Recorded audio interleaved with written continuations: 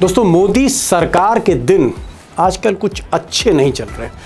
कभी मोदी जी के मुख्यमंत्री का नाम जमीन घोटाले में आ जाता है, कभी राम मंदिर में करोड़ों खरबों की चंदे की लूट हो जाती है, कभी तेल में मिलावट की खबर सामने आती है, और आज तो एक ऐसी बड़ी खबर आई है कि किसी को दिखाने का दम नहीं लग रहा। गोदी मीडिया ने तो इस खबर को दबा ही दिया है, और अगर यह खबर मनमोहन सिंह के टाइम पे आती, ऐसा घपला सामने आता, ऐसा खेल सामने आता, तो हड़कंप मचा होता, सुर्खियां, हेडलाइंस चल रही होती, डिबेट हो रहे होते चैनल्स पर।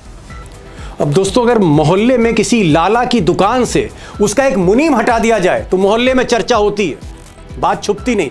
लेकिन इस देश में, भारत सरकार में, इस लोकतंत्र में एक cabinet minister, powerful cabinet minister, उसका सारा स्टाफ बर्खास्त कर दिया जाता है, हटा दिया जाता है रातों रात, लेकिन खबर दिखाई नहीं जाती, खबर दबा दी जाती है। और यह भी नहीं पता लगता इस देश को कि मंत्री जी का सारा स्टाफ, जिसमें एक प्राइवेट सेक्रेटरी, 3 और अधिकारी, जिसमें 2 बर्खास्त कर दिए जाते हैं रातों रात, अचानक। कारण नहीं बताया जाता, कारण नहीं बताया जाता। और दोस्तों, सच्चाई यह है कि प्राइम मिनिस्टर ऑफिस, उसके अंडर आने वाला कार्मिक मंत्रालय अचानक आदेश जारी करता, एक नहीं 4 आदेश, और 4 ऑफिसर्स, टॉप ऑफिसर्स, मिनिस्टर, जी हां, एक मिनिस्टर के ऑफिस से हटाए जाते हैं। और मिनिस्टर कौन है? सबसे ताकतवर मंत्री आज की तारीख में, जो महाराष्ट्र चुनाव जिता देते हैं, जो बंगाल में टीएमसी को तोड़ देते हैं, Bhupendra Yadav, environment and forest minister.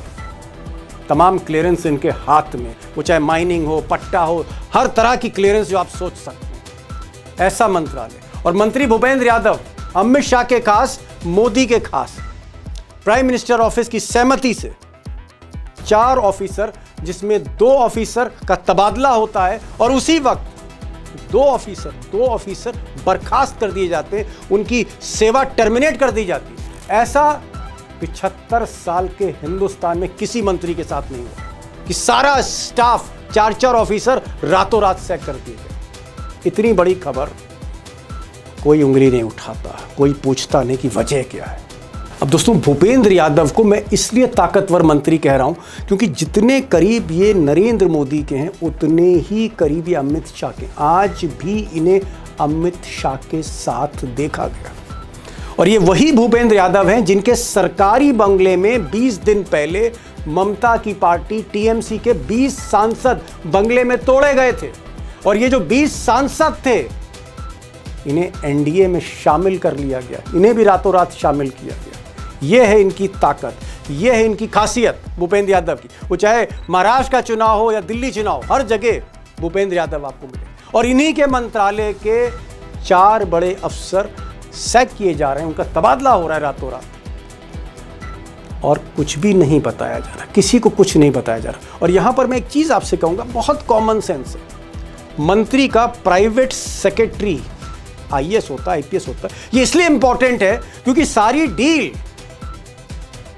Private secretary करता है, या एडिशनल प्राइवेट सेक्रेटरी करता है, या ओएसडी करता है, या जो भी उनके ऑफिसर्स हैं वही करते हैं, जो मंत्री के साथ चलते हैं। बल्कि मैं तो कहूंगा कि 90% जो फैसले हैं मंत्री के बिहाफ पे, फाइलों पे दस्तखत हों, प्राइवेट सेक्रेटरी ही लेता है, एडिशनल सेक्रेटरी ही काम करते हैं। और ये सारे के सारे बर्खास्त किए जा रहे हैं, इनका तबादला हो रहा है, और खबर नहीं बताई जा रही। भारत सरकार का मंत्री है, लोकतंत्र में जवाबदेही बनती सरकार की, पब्लिक ऑफिस है, कहीं खबर नहीं मिलेगी आपको। छोटी मोटी खबरें आपको सिर्फ सूचनार्थ मिलेंगी अखबारों में। अब मेरा यहां पर सवाल है कि जब कार्मिक मंत्रालय, जो मोदी जी के अंडर में आता है, उसने जब भूपेंद्र यादव के private secretary, senior IRS officer Amar Singh को हटाया, वो अमर सिंह जो 5 साल से भूपेंद्र यादव के साथ, अचानक क्यों हटा दिया गया? क्या वजह थी? क्या उन्होंने कोई घपला कर दिया? क्या उन्होंने कोई डील कर दी? क्या उनकी किसी से लड़ाई हो गई? क्या मंत्री जी के साथ बदतमीजी कर दी? हाथापाई हो गई? कारण बताएंगे कि नहीं बताएंगे? एक और साहब हैं, आयुष शरण, ये एडिशनल प्राइवेट सेक्रेटरी, इनकी क्या गलती थी? इन्होंने क्या किया? क्यों नहीं बताएंगे आप देश को? इन्होंने कोई झूठ बोला, ये कोई फाइल लेके चले गए, इन्होंने कोई घपला कर दिया, गबन कर दिया, बताया नहीं जाएगा।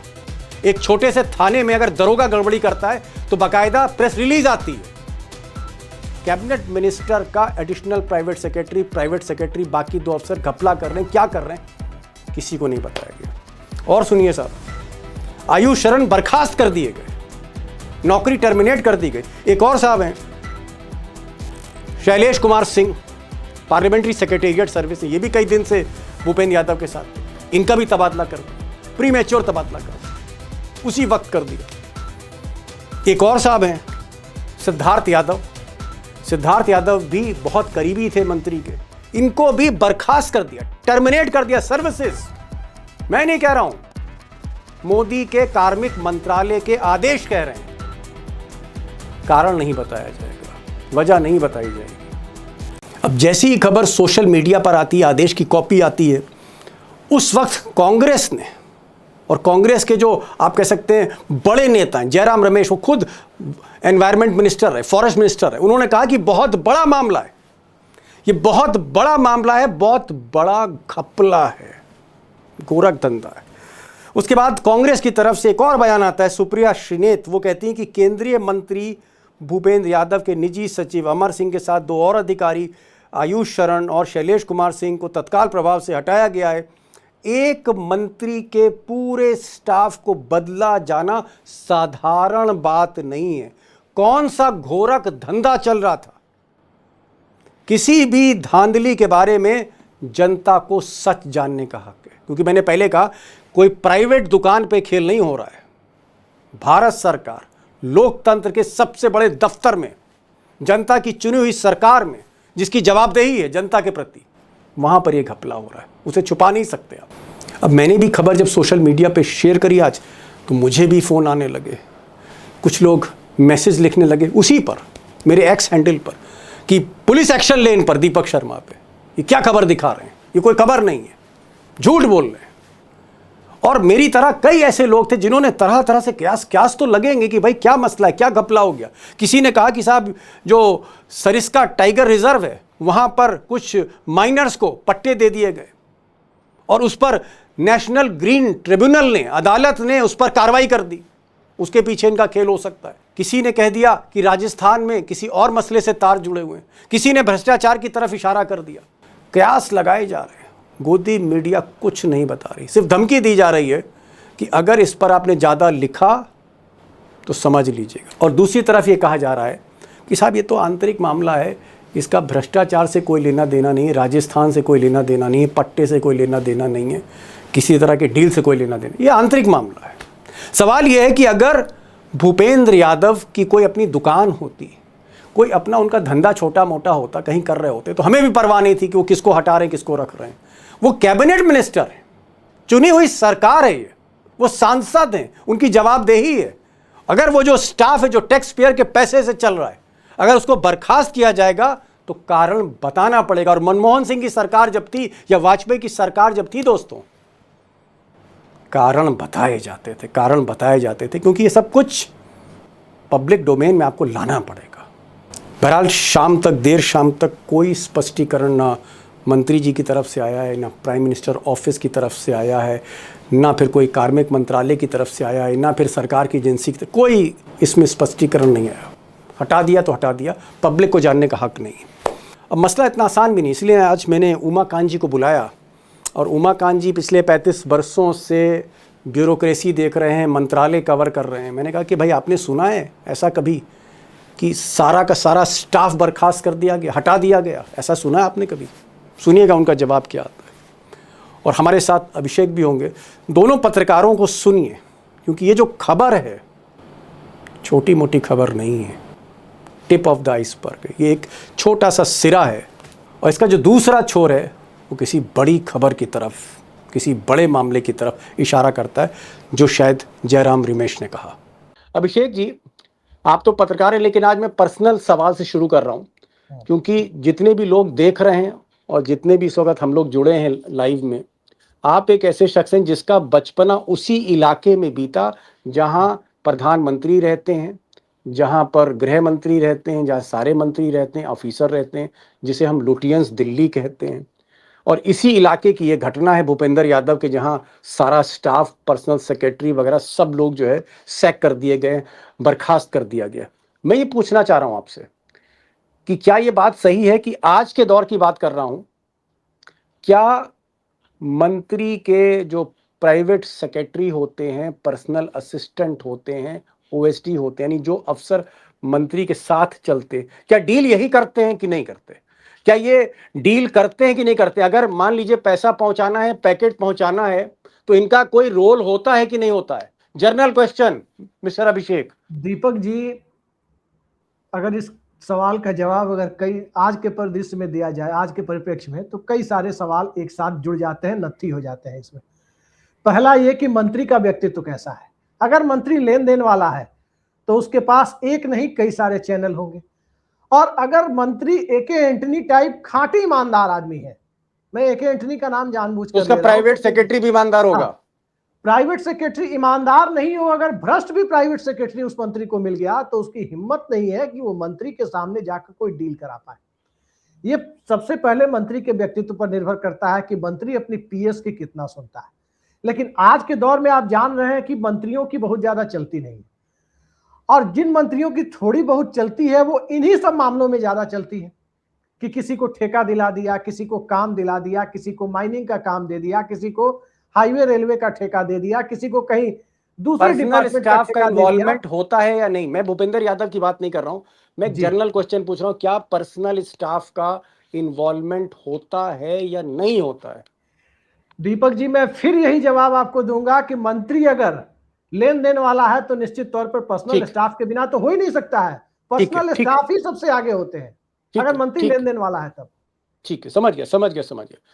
लखेड़ा साहब, आप इतने एक्सपीरियंस जर्नलिस्ट, कई प्राइम मिनिस्टर, 9 प्रधानमंत्रियों के आपने इंटरव्यू किए हैं, और 100 से ज्यादा मंत्रियों को आप व्यक्तिगत तौर पे जानते हैं। कोई खबर जो है वो मतलब आपके कान से या आंख से बचती नहीं है। कितनी खबरें आपने ब्रेक करी इस तरह की। इतना बड़ा कांड हो गया, एक कैबिनेट मिनिस्टर, एक बहुत इंपॉर्टेंट कैबिनेट मिनिस्टर मोदी का, उसका सारा पर्सनल स्टाफ बर्खास्त कर दिया, तबादला हो गया, सारा का सारा स्टाफ। और किसी भी पत्रकार को अंदर की कहानी नहीं मालूम है कि भाई कारण क्या है। सरकार भी चुप है, मंत्री भी चुप है, अफसर भी चुप है। ये किस तरह से सरकार चल रही है भाई? ये कोई प्राइवेट कंपनी है क्या? अरे दीपक जी, आप क्या बात कर रहे हैं? आप ये बताइए ना कि कोई सरकार चल रही है कि सर्कस चल रहा है। ये यहाँ पे देखिए देखिए, प्रधानमंत्री 10 बार अयोध्या जा रहे हैं, माथा टेक रहे हैं, तिलक चंदन लगा रहे हैं, पूजा कर रहे हैं, क्या क्या कर रहे हैं। पूरा जो जो जो कौन सी चीज है जो प्रधानमंत्री नहीं कर रहे हैं? वहां कितना बड़ा घोटाला हो गया राम मंदिर में, और उसका पता किसी को नहीं पता। इनके लोग किसी को बताते नहीं। और ये जो गवर्नमेंट मोदी जी चला रहे हैं, ये सर्कस चला रहे हैं। ये पूरा रिमोट से पूरा सिस्टम को चला रहे हैं। किसी मंत्री की कोई औकात, कोई हैसियत कुछ है नहीं। यहाँ हालत ये है इस सिस्टम में, मोदी के रिजम में, कि यहाँ पर किसी को कानो कान नहीं पता कि मंत्रालय में खबर क्या है। मैं दूसरी बात बता रहा हूं कि ये जो लोग हटाए गए हैं, ये इंटरनल मैटर नहीं है जैसे बताया जा रहा है। ये आंतरिक मामला नहीं है। ये मंत्री की, ऐसा नहीं है कि उसका किचन किचन का मामला हो। ये मामला सीरियस है, और ये जरूरी नहीं है कि यहीं तक सीमित हो। ये बाकी मंत्रालयों में भी इसकी आंच होगी। ये झुलस, ये जो आग लग गई है, ये बाकी मंत्रालयों में भी झुलस रही होगी, ऐसा नहीं है। जी जी। अभिषेक भाई, मंत्री का अभी तक कोई बयान नहीं आया है कि उनके स्टाफ को क्यों हटाया गया, अचानक हटा दिया गया सारे स्टाफ को। प्रधानमंत्री कार्यालय से कोई बयान नहीं है, भारत सरकार की तरफ से कोई बयान नहीं है, किसी को पता नहीं है कि इतनी बड़ी घटना, इतना बड़ा कांड हो गया राजधानी में। आपको क्या लगता है कि ये कोई पर्सनल मामला है भूपेंद्र यादव का, और इस वजह से उन्होंने 4 लोगों को हटा दिया, या ये मामला बहुत सीरियस है? ये मामला सीरियस है जिसपे सरकार चुप है, मंत्री चुप है। दीपक जी, अब पब्लिक एडमिनिस्ट्रेशन का छात्र रहा हूं तो एक बात पर तो मुझे यकीन हो गया कि पर्यावरण और वन मंत्रालय इस देश में संटिंग मिनिस्ट्री नहीं है जहां किसी को संट करने के लिए भेजा जाता है। इंपॉर्टेंट वाकई ये मंत्रालय जी। मालदार विभाग है, तभी इस तरह की चीजें हो रही है। वरना एक जमाना ऐसा था कि चंद्रा स्वामी के ऊपर राजेश पायलट गृह राज्य मंत्री ने हाथ डाल दिया तो उन्हें संट करने के लिए पर्यावरण मंत्रालय में भेजा गया था। आज का जमाना होता तो वाकई जिसको पर्यावरण मंत्रालय में भेजा जाता वो खुश हो जाता। 4 लोगों की बात जो आप कह रहे हैं कि 4 लोगों को हटा दिया गया एक साथ, क्या एक ही मंत्री पूरे कैबिनेट में है जिनके पूरे पर्सनल स्टाफ को, 4-4 पर्सनल स्टाफ को एक साथ हटाया जाए? अगर ये रूटीन ट्रांसफर होता तो 8-10 मंत्रियों के पर्सनल स्टाफ को एक साथ बदला जाता। एक मंत्री के पर्सनल स्टाफ को बदलने के पीछे क्या कारण है? अगर क्रिकेट में किसी एक खिलाड़ी को हटाया जाता है और उसके ऊपर चार्ज लगते हैं, उसके ऊपर तरह तरह की खबरें आती हैं, तो लोग कहते हैं कि मैच फिक्सिंग कर रहा होगा। कुछ सबूत मिले हैं तभी इसको किनारे किया जा रहा है। यहां एक साथ 2 चीजें दिखाई दे रही है। पहला, पर्सनल स्टाफ के ऊपर गाज गिराकर कहीं ना कहीं चुनाव जीतने में अपनी भूमिका निभाने वाले मंत्री जी को बचाया तो नहीं जा रहा, क्योंकि इनकी उपयोगिता राज्यों में चुनाव जिताने में है। बिहार में चिराग मॉडल किसने खेला था? पूरा बिहार जानता है। जदयू के एक छोटे कार्यकर्ता से लेकर के ऊपर की लीडरशिप से पूछ लीजिए कि नीतीश कुमार को 2020 में किसने गिराया था चिराग मॉडल के सहारे, सब बोलेंगे भूपेंद्र यादव। अब प्रभारी के पद से भी वो हटाए गए थे बिहार में इसी कारण से, नीतीश कुमार के साथ संबंधों को बहाल रखने के लिए। तो एक ऐसा व्यक्ति जो कई राज्यों में, महाराष्ट्र से लेकर बिहार तक कई राज्यों में चुनाव जिताने के लिए अपनी यूटिलाइजेशन को, अपनी उपयोगिता को साबित करता रहा है, उसके ऊपर अगर इस तरह के कुछ आक्षेप आते हुए दिखाई भी दे रहे हो तो कहीं ना कहीं किसी न किसी को तो बलि का बकरा बनाना था। डिपार्टमेंटल मिनिस्टर को सरकार बनाना नहीं चाहती है क्योंकि उनकी उपयोगिता है। डिपार्टमेंटल सेक्रेटरी पर गाज गिराने में दिक्कत यह है कि कहीं रिटायरमेंट के बाद या अभी वो रिजाइन करके अगर सेक्रेटरी के ऊपर इस तरह की गाज गिराई जाए और फिर वो कहीं कोई किताब लिखना शुरू कर दे तो एक अलग विवाद है। आज की तारीख में जो पर्सनल स्टाफ है, व्यक्तिगत तौर पर मैं ये मानता हूं कि पर्सनल स्टाफ लाइजनिंग में लिप्त तो हो सकते हैं, लेकिन पर्सनल स्टाफ अपने बूते लाइजनिंग नहीं करा सकते। अगर कोई ऐसी कथित लाइजनिंग हो भी रही हो तो बिना डिपार्टमेंटल मिनिस्टर, बिना डिपार्टमेंटल सेक्रेटरी की मर्जी के किसी भी विभाग में कोई भी लाइजनिंग केंद्र से लेकर राज्य तक नहीं हो सकती जी। छोटी मछलियों पर गाज गिराना और बड़ी मछलियों को बचाने की कोशिश, प्राइमा फेसाई यही दिखाई देता है। उमाकांत जी, अब मैं सोशल मीडिया देख रहा हूँ, सोशल मीडिया पे तरह तरह की खबरें चल रही हैं, तरह तरह के पत्रकार लिख रहे हैं। कोई कह रहा है कि भाई ये माइनिंग का मामला है, कोई कह रहा है कि जो पिछली बार अरावली में जिस तरह से पहाड़ों में जिस तरह से खेल हुआ और एक खनन करने वाले जो माफिया हैं, जो खरबपति, उनको ऑब्लाइज करने के लिए कुछ नियम में बदलाव किया गया था। तरह तरह के मतलब भ्रष्टाचार की बात हो रही है, कोई किसी और चीज़ की बात कर रहा है, लेकिन मिनिस्टर के जो क्लोज लोग हैं वो ये बात कह रहे हैं कि नहीं साहब, ये कोई भ्रष्टाचार का मामला नहीं है, कोई माइनिंग का मामला नहीं है, ये तो आंतरिक मामला है। अब ये आंतरिक मामला क्या हुआ? ऐसा कौन सा मामला हो गया कि 4 की नौकरी आप खा गए, 2 को तो आपने बर्खास्त कर दिया, 2 के तबादले कर दिए। ये जो भाई बदनामी तो अल्टीमेटली भूपेंद्र यादव की हो रही है, सबको एक साथ हटा दिया। तो ये मामला आपको क्या लग रहा है? कहीं ना कहीं बहुत बड़ी कोई खबर है जो अभी तक बाहर नहीं आई, किसी को पता नहीं है और सिर्फ लोग कयासबाजी कर रहे हैं, सरकार की बदनामी है इस वजह से नहीं बताया जा रहा है? नहीं, देखिए, मैं आपको बता रहा हूँ कि ये जो मंत्रालय है इतना सेंसिटिव और इम्पोर्टेंट मिनिस्ट्री मानी जाती है, और ऐसे मंत्रालय वो तो मैंने अलग बात कही कि यहाँ कोई काम ही नहीं हो रहा। सवाल ये है कि ये फेल्योर किसका है, अकाउंटेबिलिटी किसकी है? अगर 2012 से पहले की कोई सरकार होती तो संबंधित मंत्री प्रेस कॉन्फ्रेंस करता और कहा कि ये गड़बड़ी पाई गई, उसके लिए मैं माफी मांगता हूं, और ये गलत सिलेक्शन रखे गए थे, गलत लोग रख दिए गए थे, इनकी शिकायतें थी, इनके खिलाफ एक्शन हो गया है। और आज हालत यह है कि कोई पूरे सिस्टम में, मोदी के सिस्टम में जब कोई मुंह खोलने के लिए तैयार नहीं है, पूरी डिक्टेटरशिप है, पूरा सिस्टम सेंसर्ड है, तो खबरें बाहर कहां, असलियत कहां से बाहर आएगी? तो देश की जनता को यह अधिकार है कि एक भारत सरकार के, मोदी के खास मंत्री, उनके पंज प्यारे कह सकते हैं जिनको, उनके जो है नवरत्न में से एक, उनके मंत्रालय के अगर 4 जिम्मेदार स्टाफ अगर इस तरह के सैक कर दिए गए हैं, उनके पर आरोप तो होंगे ही।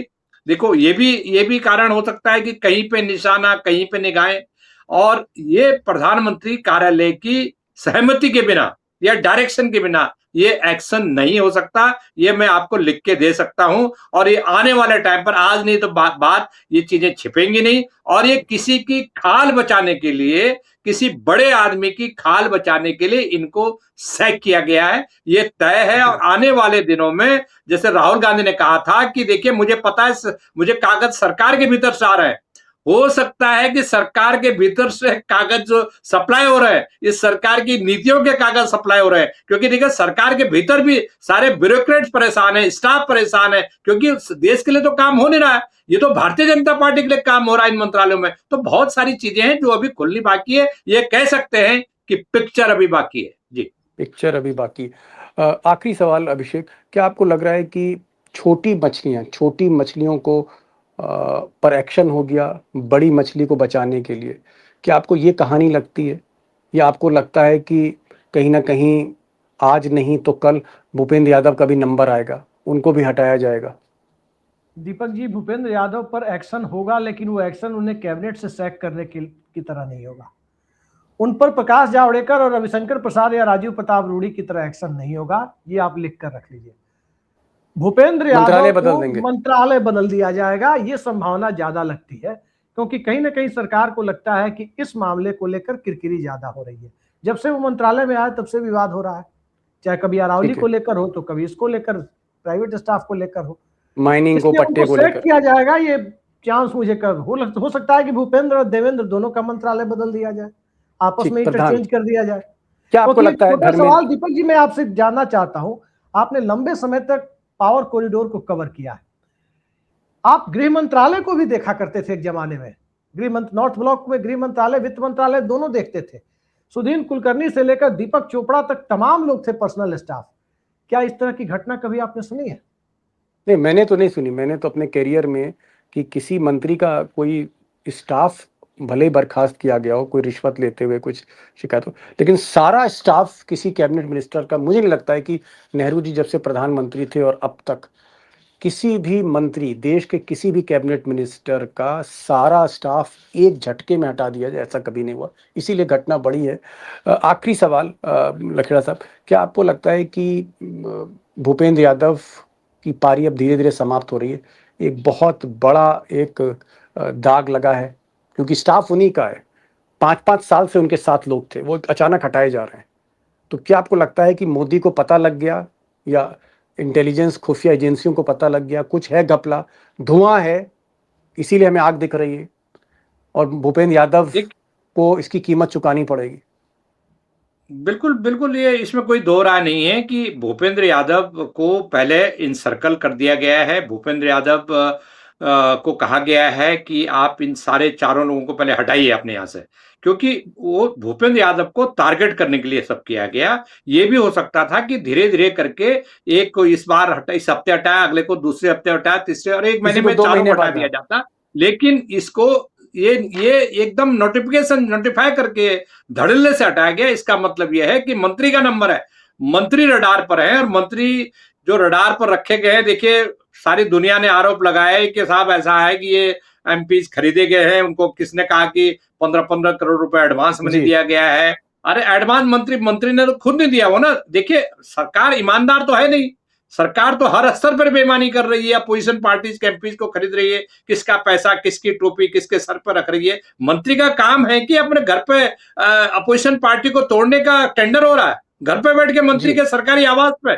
तो ये जो सारी चीजें हैं, ये इस सरकार के पतन की शुरुआत है, ऐसा मैं मानता हूं। और बाकी मंत्रालयों में भी आने वाले दिनों में आप ये खबरें देखेंगे। जी, बड़ी बात लखेड़ा साहब ने कही कि कहीं ना कहीं अगर ये धुआं दिख रहा, और उठता हुआ धुआं है, जिसका गुबार पूरी दिल्ली में जिसकी चर्चा हो रही है, और खासकर जो सत्ता के गलियारे में, कि एक साथ मंत्री का स्टाफ क्यों हटाया गया, क्या भ्रष्टाचार का मामला है या उससे बड़ा कोई मामला है, क्या मंत्री इन्वॉल्व नहीं है?